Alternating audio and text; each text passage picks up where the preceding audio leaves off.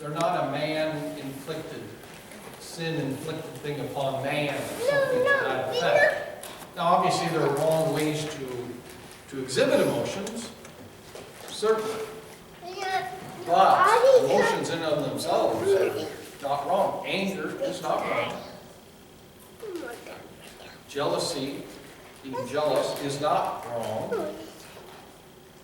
But there are ways to do it in a sinful manner. Absolutely.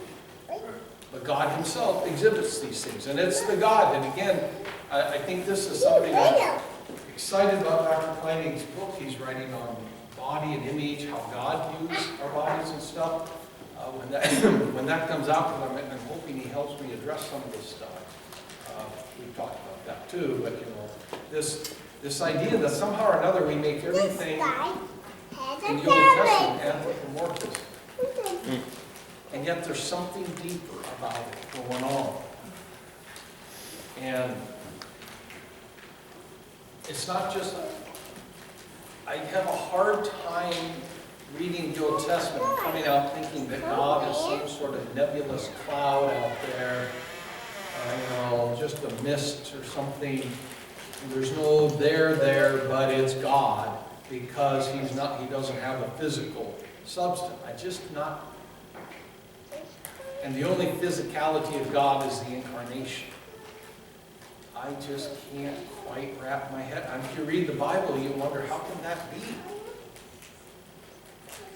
So, Michelangelo might be closer than we thought. When he envisioned, as he does, his Sistine Chapel. And so what's image of God? I think it's perfection. What's likeness? Because he created man in his own image and likeness. He created. Those are not equal. And I think the likeness thing is where we pick up some of these other aspects concerning the Godhead, that there's more of a physicality there than we realize. And the Spirit, apparently, even manifests itself as a dove frequently, right? From the very beginning of creation, and the idea of hovering, and then we get Noah. This dove thing keeps showing up here. But be that as it may, the whole real point of this is that God has emotions. So in the relationship, when you suffer, he suffers. When you rejoice, he rejoices. Notice this language talked about the church. When my fellow believers are struggling, I'm struggling, because it's one body. You see, Jesus, and this is how you talk about people who think polygamy is okay, because, in the Old Testament, they allow guys to marry all these people. That doesn't mean it's right. The fact is, there's one bridegroom and there's one bride. Jesus is not a polygamist. And in fact, there's one bridegroom, and it's the church. And so this whole independent nature of what we struggle with in Western culture, our independent individualism in our faith, it's just me and Jesus, got our own thing going. Here in the Northwest, people are always going out into the wilderness to sit on rocks and hug trees and encounter God, because it's just about them and God. Even your members sometimes get involved in that sort of thing. I'm not saying that God isn't everywhere, but you have a responsibility because you are part of the body, the one church, the one body. There are responsibilities here. The hand cannot say to the body, I don't need you. Oh, that was St. Paul. What was he about? But, that's why that's in there. Because people like to do that. They like to set themselves, I'm going to have my own personal relationship with Jesus. Now, we're not saying that you can believe for other people or other people believe, that's what we're saying is that we are one.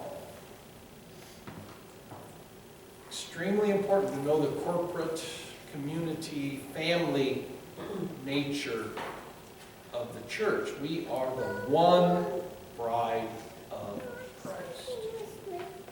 We are one. Okay?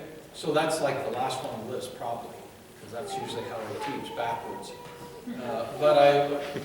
There's this old, and I'll tell you the truth, it's a joke, okay? Usually I set you up.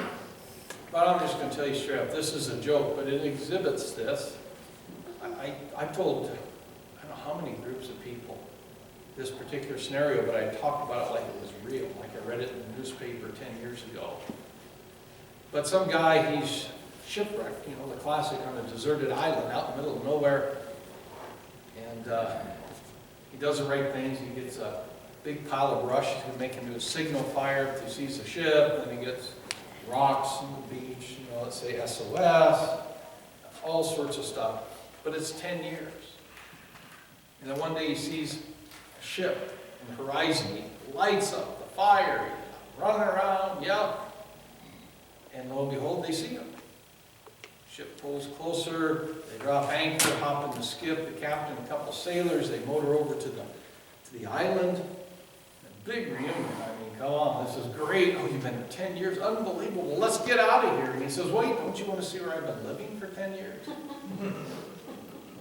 And the guy, captain says, yeah, actually, I'd be kind of curious about that. So they go up the beach into the clearing in the kind of jungle area, and there's 3 huts. And the guy said, it's just you, right? Yeah. Why are there 3 huts? Well, he said, well, this hut over here, this is where I cook and sleep in my house. This hut over here, though, this is where I worship. Oh, that kind of helps understand why you don't go bonkers in 10 years. Okay. What about the 3rd hut? Oh, that's where I used to go to church.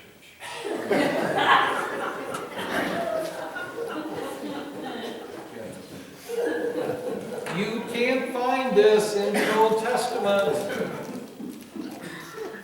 because there aren't any Americans in the Old Testament. I pick on Americans and Western Christianity quite a bit, but they have infected us with a certain way of reading Scripture, and especially the Old Testament. But the Old Testament was written by Eastern people in Eastern languages and Eastern contexts. So they kind of look at things differently, and they express things differently. I always use the example of, we Westerners are really good. How many books have we put out about Bible difficulties? You know, how do we, the greatest difficulties of the Bible difficulties, more Bible difficulties. And basically spend all our time trying to fix them.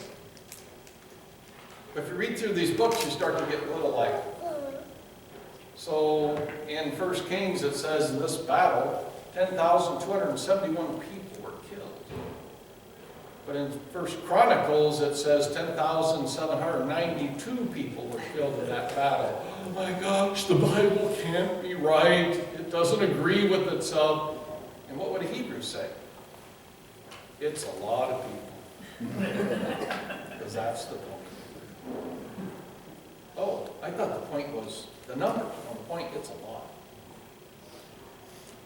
And the battle was probably won by God. So, you know. But the point, we tend to major in minors, you know. We get caught up in details that aren't supposed to be the important thing. You know, meaning, you know, the numbers, but rather the fact that there's a lot. We do that frequently as Americans. I mean, and Western culture tends to lean that direction. So, I mean, even the New Testament is written by Hebrews in Greek. And so what you get is bad Greek. It's called Koine Greek.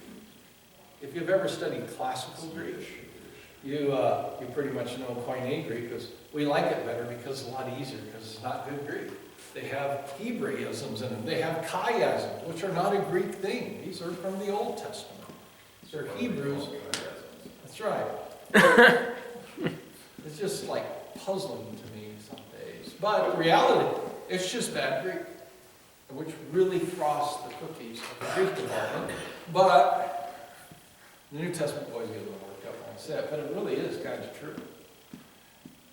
It's sort of like saying American English is the same as English, or Old English, or, you know, it's not the same thing. Related, but they don't really quite work the same way. So anyway, we have a little bit of difficulty in actually wrapping our head around what's being told. So, for example, again, going back to this community corporate thing, when the prophet says to the people of Israel, you have been unfaithful, you've gone whoring after other gods, etc., etc., etc., you're going into exile. It always amazes me, because I'm an American. What doesn't happen? Who's missing? The American in the back of the room who raises his hand and says, I'm not going, I've been good. The rest of you, but I've been faithful. Nobody ever talks that way. It's assumed that the faithfulness of the nation, if we rejoice as a nation, we do it all together. If we suffer together. It's just the way it is. We don't get to say, well, I'm not going to be a part of that anymore because I'm a good guy, they're bad guys, you know. Hey, you could be a good guy, but you're going to exile too. Because it's the corporate or the community, it's tribal, sometimes you could call it. So it's just the way everybody suffers together, everybody rejoices together. I really believe this is the thing. We're going to pick one of these things to reinstitute into the church today. This is one we could probably pull off with a little bit of work. Build the family again. You know, build that understanding of our corporate, communal, tribal type of reality. The family of God. One family of God. Okay, so let me deal with the last one we're going to talk about before we jump into how to organize a psalter, which will now make some sense when I say it. And that is number 7. Sin, for the Hebrew people, is a secondary problem or condition. The number one issue, the biggest problem is relationship with God. That's primary. Now let me say what I'm not saying. I'm not saying that sin's not a deal. It's a big deal. It is. It's serious business. And nobody can argue the scripture don't agree with that. But it's a big deal because of what it does. It affects the most important thing. It affects the relationship. So let me tell you what I'm saying. I'm working with a STM student now from Nigeria. He's really sharp. He wants to talk about Abraham, the righteous, unrighteous. Okay, got my attention. This is what he's talking about, and it's extremely important. The difference between perfection and faithfulness. So, everybody in the room, how many of you are perfect in your relationship? You with your husband, your wife, or your friends, whatever. How many of you are perfect? The answer. How many of you are faithful? You see the difference? God doesn't actually call upon us to be perfect. I'll let you throw those Bible passages at me in a minute and I'll tell you how to really translate that. But the reality is, he calls upon us to be faithful, to walk by faith. And of course, just to save time, Hebrews 19 verse 1 says, be ye holy as the Lord your God is holy. It's a blessing, actually. If you read the whole chapter, but that's the wrong way to translate it. Actually, this is an imperative, but it declares a reality. I call it a declarative imperative because it rhymes. But finally has another word for it. But it means the same thing. What was it? It's a divine passive or something, you know. But, which is not clear as declarative imperative. I pointed it out to him. He says, that my sounds a lot cooler. He just says that. Oh, Jeffrey. That's all he says. I'm like going, what's that mean? Am I wrong? No, I don't know. Cracks me up. Anyway, what it declares, okay, this is what it, you are holy because the Lord your God is holy. Read the rest of the chapter. That's what it says. You don't have any holiness of your own. Your holiness, well wait, this is going to sound Lutheran. Buckle up. Your holiness is given to you by God. You call it, I don't know, imputed righteousness. A fancy word, right? I mean, it's not that fancy, but it's hard to spell. Imputed. I use that word all the time around the house. But it's God clothes you with his garment of salvation, your robe of righteousness. God puts his holiness on you. You're holy because the bridegroom is holy. You, because of the relationship you share in his holiness. It's not your own holiness. There's nothing you can do to be holy in and of yourself. It's God who puts his holiness on you. So when it says in the New Testament, be ye perfect as the Lord your God is perfect. Again, you are perfect because Jesus Christ poured out his blood upon you, but it's not your perfection, it's his that's put on you. It's very important. Obviously our sins are washed away. We still struggle with sin, but our sins are washed away. But our perfection that God calls it, it comes from somewhere else. It comes from Christ. He puts it on us. So you're perfect because Jesus was perfect in your place. The Old Testament likes to use the word atonement. A substitutionary atonement. Somebody in your place covered your sin. Okay? That's what that comes from. Normal. So I've heard this a lot, and I think there's a contradiction, but I can't remember what it is. When people say you have to have a personal relationship with God. Yeah. In order to be, they're qualified that to be really a Christian or whatever, you must have a personal relationship with God. Yeah, it's really dangerous language. It's sort of true, but the trouble with sort of true things, they lead you down bunny trails you don't want to go. Then they become not true. Okay. You do have to have your own faith. I can't believe for you. But frequently, personal relationship with God language is built upon how much I put into it to make it perfect and make this personal, and it's just me and Jesus, and it leads people to move away from the church because, well, those people don't have the same relationship I have, so I don't want to get, and these things are where they go.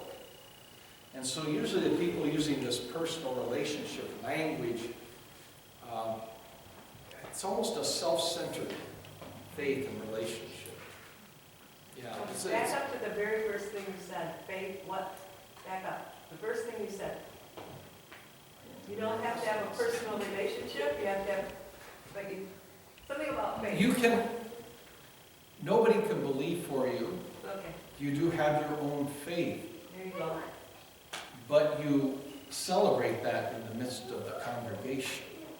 And this idea, when it becomes the language of so personal, it means my faith has nothing to do with yours, it's personal. And that's, I think the thing that you have to say, tell me more about this. What do you say? Yeah, why are you saying that? Because people mean different things when they say it. You're absolutely right. It can go all over the map. So, more often than not, in my career, it's an imperative. Yeah. It's law. Yeah. Oh, yeah. I have developed this personal relationship with Jesus. I did it. Me and Jesus. On the other hand, maybe the person is simply saying there's a lot of people who believe in God you do well, but James says Sure. the devil believes that. Sure. So Sure. you just don't know what they're saying. Yeah, you really got to dig out what they're talking Well, about. Yeah. I know the way it's done. For the most part, it's not good. Yeah. Generally, it goes bad places. But I couldn't remember thank you. Yeah. I'm good now. Okay. They should all be so easy, these questions. Yeah. Okay. Let's, yeah. I have one question. Yeah. This is the way my mind is thinking is, how does this relate to idolatry? And I don't know. How does what relate to idolatry? here, the sin and the personal relationship. Yes, yes. Okay, or sin and, yeah, sin and relationship with God. Because in one sense you could say what Adam and Eve wanted to do is they wanted to be God. Sure. Okay, which is idolatry. That's the thing that's driving the bus right now. Sure. So I'm trying to filter the figure. All of a sudden I've got brain fog. Welcome to the club. The idea of that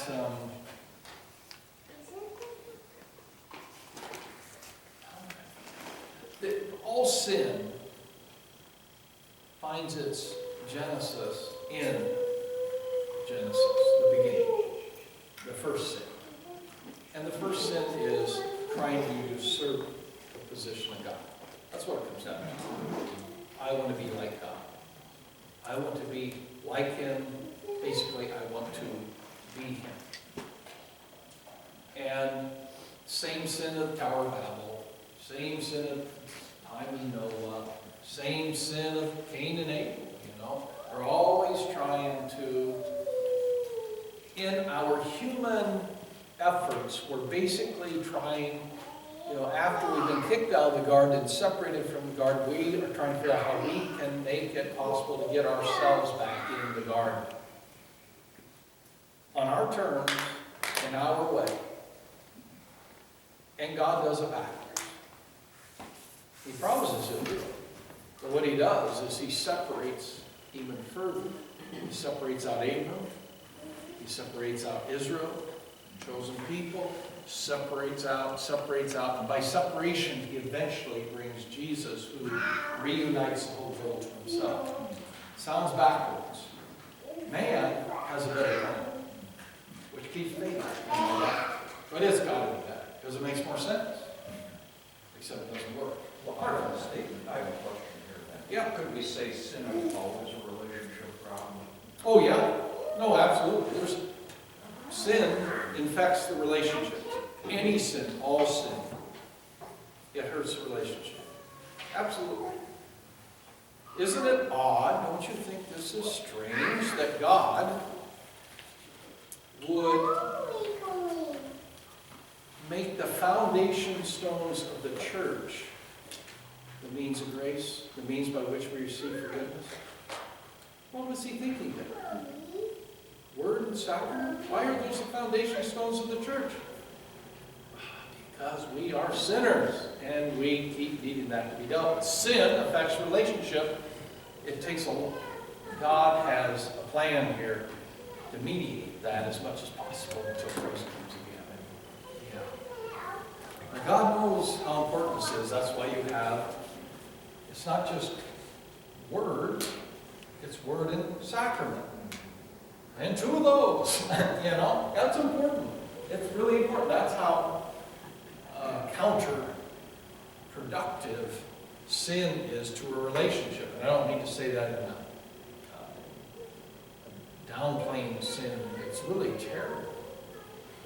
It hurts a relationship. And so, as most of you have probably experienced, at least I've experienced a lot, when you say you're sorry, when you confess your sin in a relationship to your spouse, that's a big deal. Yeah, that's a big deal. It strengthens a relationship in a very impressive way. It really does. Well, let's see. If I say confession of my sins and my repentance to God, He grants me His forgiveness. Think of how that's how the relationship continues to be strengthened, even in the midst of the difficulty of sin. And it's a beautiful way that God has put this together to work. It really is. Very impressive. Okay. Now I'm going to talk about the Psalms.